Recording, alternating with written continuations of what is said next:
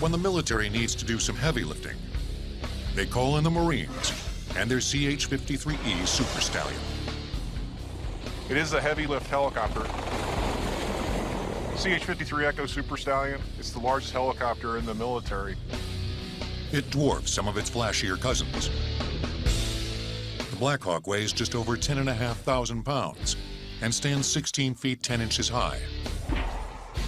The Apache weighs in at nearly 11,500 pounds and stands 12 feet 7 inches high.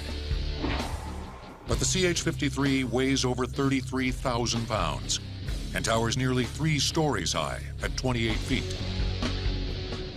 Not only is the CH-53 the largest helicopter in the military, it's also the strongest. The Super Stallion can carry internal loads of up to 20,000 pounds in the cargo hold, or external loads of 32,000 pounds hung underneath the aircraft. It can carry everything from armed troops to armored vehicles. Well, the primary mission of the helicopter is assault support, carrying troops and equipment around the theater or wherever we're operating at to make sure that they get the supplies they need, the equipment, the ammunition, and basically moving Marines around. To complete these missions, it takes 2 pilots and 3 crew chiefs who are responsible for loading up the inside. We call it beans, Band-Aids, and bullets. We can take anything in the back. Or hooking up external loads underneath. It's either a single point lift or a dual point lift. Dual points are usually for longer, wider loads so that you can keep the load from spinning.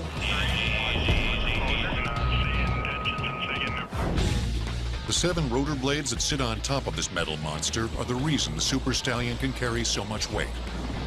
They're so strong that the blades create downward winds in excess of 85 miles an hour. We're up on the rotor head on the CH-53 Echo, and from here out it's about 400 pounds.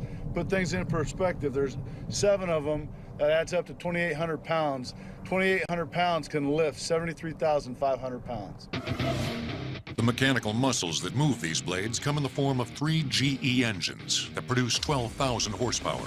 We're not worried about how much power we have to pull to make a turn or climb or descend. We've got it there at our fingertips. When you're operating in environments where it's very difficult to travel over roads, especially in the environment we've seen over the last 6 years where IEDs, explosive devices, roadside bombs become a major issue, we're able to move a lot of equipment over the air without that threat to worry about. Nevertheless, in these environments, there's the real threat of being shot down. If the worst happens and the engines fail, CH-53 pilots rely on an aerodynamic phenomenon common to all helicopters, called autorotation.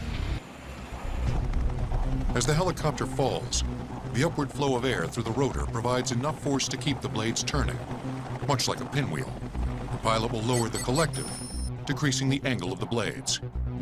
This creates just enough lift to slow the descent of the helicopter, and in ideal conditions allows the pilot to land safely.